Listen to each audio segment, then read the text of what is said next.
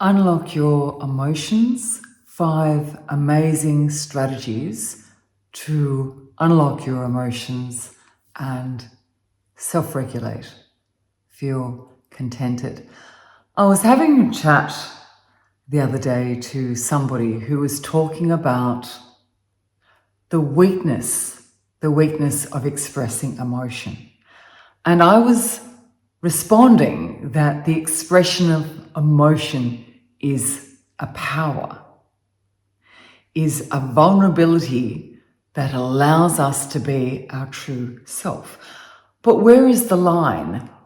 Where is the line between expressing yourself, your vulnerability, and being authentic, and not being able to self-regulate, not being able to control your emotions? And of course, they're 2 different spectrums. By the way, happy Mother's Day. In Australia, it's Mother's Day. Happy Mother's Day. I hope you're enjoying yours. The balance between be yourself, express yourself, feel any feelings that come to the surface.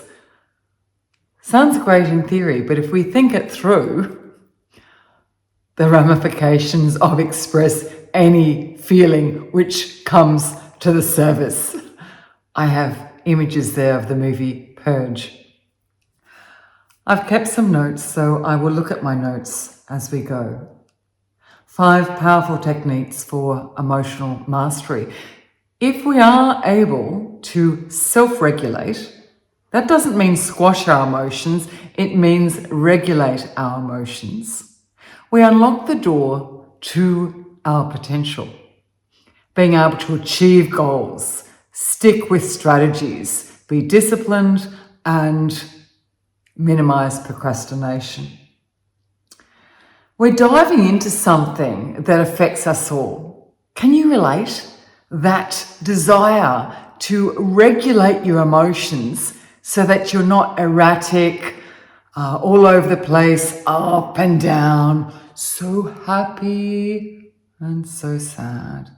I know that life can do that to us, but we have the ability in some ways to stand up for ourselves, connect to the world, connect to the earth and say, I can do this. I can cope. Have you ever felt overwhelmed? I love the way Pema Chodron uses the word overwhelm when she talks about meditation for compassion or forgiveness, and she talks about us connecting with or sending love or kindness to somebody who has annoyed us. She says not to be open to feelings of overwhelm, not to use the sending of compassion to necessarily deal with trauma. Feelings of overwhelm, if we imagine a pot overflowing and water goes everywhere. Overwhelm, a flood, too much. The complete opposite to lack. It's like, whoa, I'm overwhelmed. When we're overwhelmed by feelings, we struggle to manage them. Well, have you ever felt like that? I certainly have. You are not alone. We all feel it. And what you see here with me, this is me at my best, or certainly not at my worst. So we all have low points. You are not alone, and it is okay. In this video, I'm going to share 5, I'm going to call them powerful strategies, though that sounds a little bit clickbaity, doesn't it? But they are powerful and they are empowering strategies that can help you master your emotions, your feelings, and your thoughts so that you can enhance your well-being, your wellness, your ability to make decisions, and your ability to stick with tasks. I'm a big goals person. I just love setting goals, and sometimes when I become overwhelmed with emotion, I find it more challenging to stick with my goals. So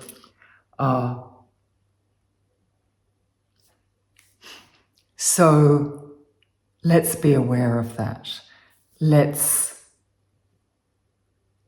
get to know ourselves.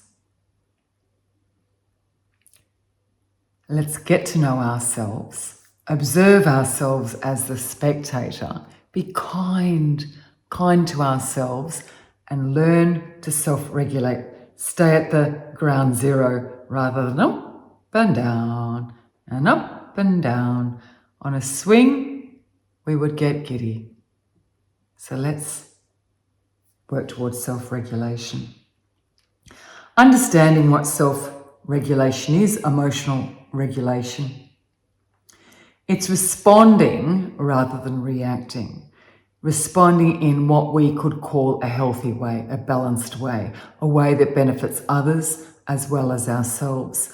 I've shared this story many times, but when I started working in mental health and I went into a cell or a house where people that were marginalised or had problems would live, and there was a person experiencing a terrible experience, and I said something like, "Oh no, that's so awful. How awful for this person." And I was cautioned immediately that my overt or overwhelming expression of compassion, that is overt, obvious, does not help the other party. And all it does is require attention and a response. No, I'm okay. No, I'm not okay. And if anything, it can heighten the person feeling the emotion. It's not that we're deadpan. "Oh, I'm so sorry you're going through this experience." It's like, "I'm sorry you're going through this experience. Now, what can we do? Would you like me to listen to you? Can I get you a cup of tea?" Rather than, "Oh my goodness, this is awful. What's happened to you?" That's not helpful. Our heightened emotion in response to chaos is not helpful.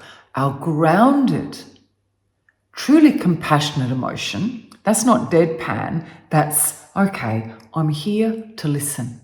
I'm here to read the room. I'm here to care." And caring is not necessarily about self. It's about protecting self, but it's not about the self. Warning, warning, danger. You know, what's that show?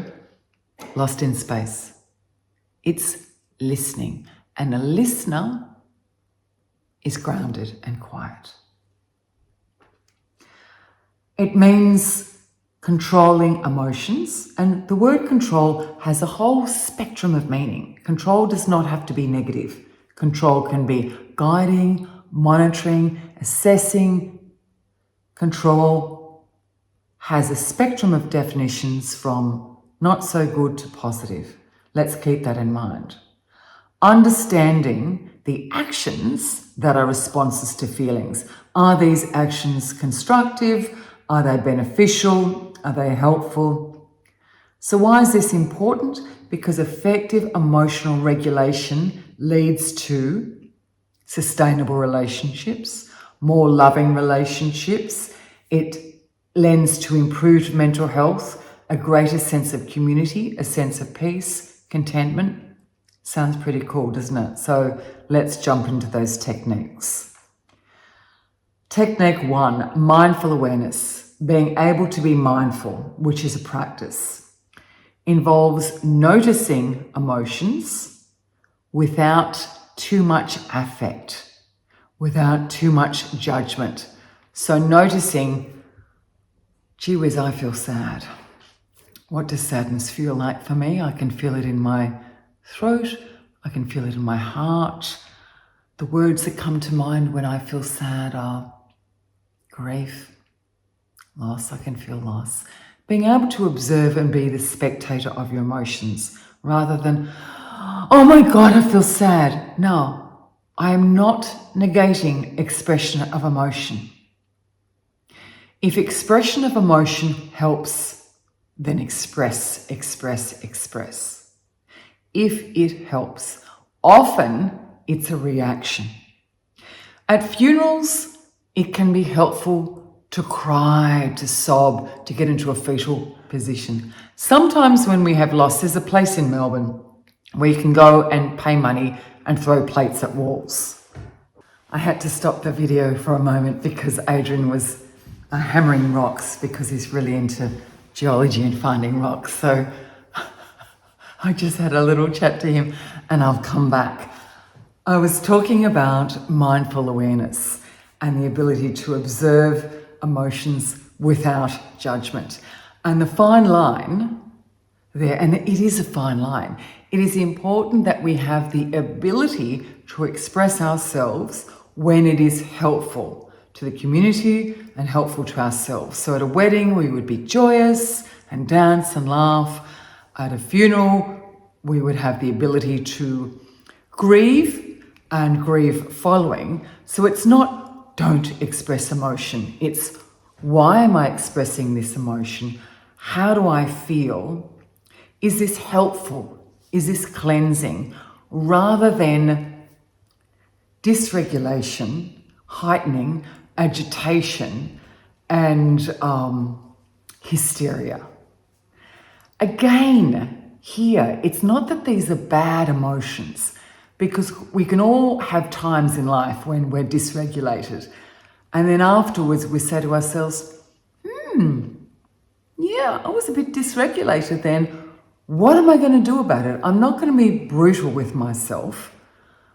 So let's say you walk in and you find your partner's been unfaithful. You don't look at your partner and his other, what he's doing and say, I think I'll be mindful now and observe my emotions. Well, you allow yourself to be human. But heightening, agitation, hysteria, the cortisol, the adrenaline is generally not good, not helpful for relationships, etc. When we feel intense emotions, be able to say, Pema Chodron calls them sticky emotions, intense, say, I feel intense emotions. Okay, I'm going to take a breath, I'm going to own it, I'm going to say this feels pretty yucky. I don't like this. I feel really angry. My anger feels like a ball in my stomach. I feel, and call it, I feel like being nasty. I feel like shouting. I feel like reacting. Look down upon it, observe, and be the spectator without judgment. Ask yourself, what am I feeling right now? What am I feeling? Say, I feel, rather than I am. We are not anxious. We are so many things. We feel anxiety. If we were to say, I am angry, I am anxious, it means that's full stop. That's what you are. Oh, you're angry. That's it. We are so many things at any one time. We have many feelings at one time. One is anxiety. Oh, goodness me. I feel anxiety. I feel anxious. Take a moment to pause, ask yourself what you're feeling, acknowledge the emotion, whether it's anger, sadness, and allow yourself to experience it safely without pushing it away, allowing for the experience. Trauma is different. Trauma is a different kettle of fish, a different animal. Practicing mindfulness can help create the sacred space between feelings and reactions. Don't you love that word? I love that word, sacred space. Sacred space. So feelings and reactions, mindfulness. A glass of water, a breath or two, a pause between the trigger, the feeling, and the reaction, the pause. Okay. The 5-4-3-2-1 grounding technique. I love this one. I use this all the time. I was chatting about this to someone the other day. This is a fantastic way to bring yourself back to the present moment. So you're feeling pretty yucky. Something's happened. You feel pretty yucky. You say to yourself, okay, what are 5 things I can see? All right, I can see the vase. I can see this. I can see this. I can see the trees. I can see the chair, I can see cushion, I can see the light, and you see it, and you notice it, and you notice the detail. Focus. 5. Then 5 things you can touch. I can touch my arm, I can touch my head, I can feel my hair, I can touch the paper, the pen, I can touch the pen. And you do this slowly. I'm a little bit intense at this moment. You do this slowly, slowly, slowly. Touch. 3 things you can hear. So you work 5. I think I may have said 5 things you can touch. It is 4 things you can touch. 5 you can see, 4 you can touch, 3 you can hear. Hear. What can you hear? 2 you can smell. And 1 you can taste.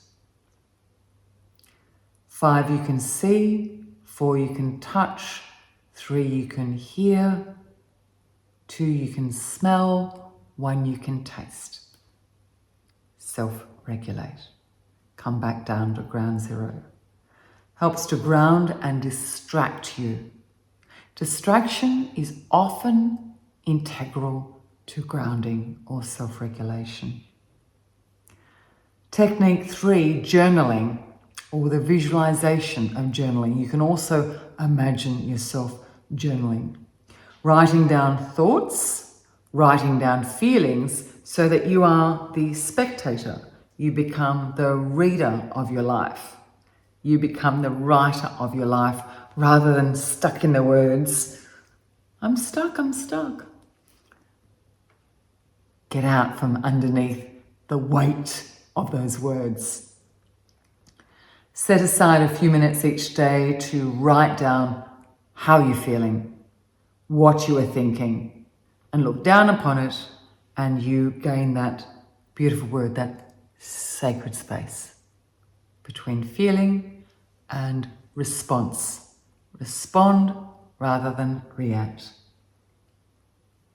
This helps you to process emotions and allows you to track patterns. What are your patterns in life? How can you adjust, redirect, reframe your patterns in life? Be open to change. Change requires practice. Breathing exercises. Notice your breath. All comes back to the breath. When we are emotionally charged, our breath often becomes limited or shallow. Without judgment, without expectation, breathe in, count to 4, breathe out, count to 6. Breathe in, count to 4, breathe out, count to 6. A crucial part of this practice is not to try. It is about waves of cleansing, waves of relaxation. It's not about breathing correctly, getting it right. Oh my goodness, I need to breathe deeply right now. It's about, okay, go with the flow. Okay, take a breath. It's going to be okay. It's going to be okay. Repeat this several times. Deep breathing can inspire the body's relaxation mechanism as long as you feel okay about it. It is not about making breathing another stressful exercise. It's not about breathing correctly. Breathe as you breathe. Now, self-compassion. It's important to treat yourself with kindness, and it's important to send kindness out to the world. Sending kindness out to the world and sending self-compassion and compassion for others is not about necessarily dealing with trauma. Trauma is its own animal, and it's important that we are mindful of that, especially with friends, when we support friends through trauma.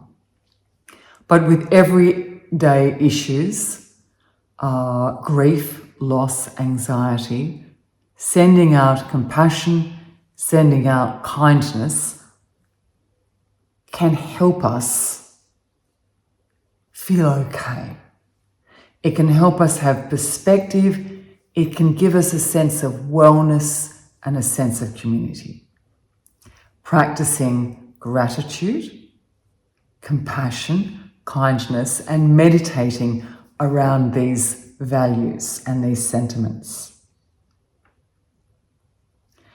Looking at inner rhetoric where we criticize ourselves and being softer with ourselves. Watch our mind when our mind starts to criticize others, or our mind starts to use those words with ourselves. Go easy on yourself. Forgive yourself. Forgive yourself. Walk easy. Walk gently with yourself. Speak to yourself as you would a child or a good friend. Okay, so there are 5 techniques for emotional regulation. The 5 techniques, I suggest you start practicing the 5, 4, 3, 2, 1 method, which really works well, to bring yourself back to the present moment. Honor the gift of the breath. Identify patterns. Journal. Notice your breath. Have a glass of water. Meditate. Listen to some music. Wrap yourself in a comfy blanket. Especially when you're facing difficult emotions, the combination of these techniques can empower you, and it can kickstart you to start other practices for wellness. It is helpful to remember that intense emotions generally are not helpful. It's not that they are forbidden, but the raising of cortisol, the throwing around of adrenaline, unless we're being chased by a tiger, generally these are not helpful. We are the best support to others if we can listen from a place of being grounded. We are most helpful in supporting grief of another if we can be grounded and truly listen, and to be our own best friend. The ability to say, oh, that's tough. This hurts. I'm in pain. Gee whiz, this really hurts. This really hurts. Where do I feel it? The heart. I can have a glass of water. It won't fix it. It'll give me a moment.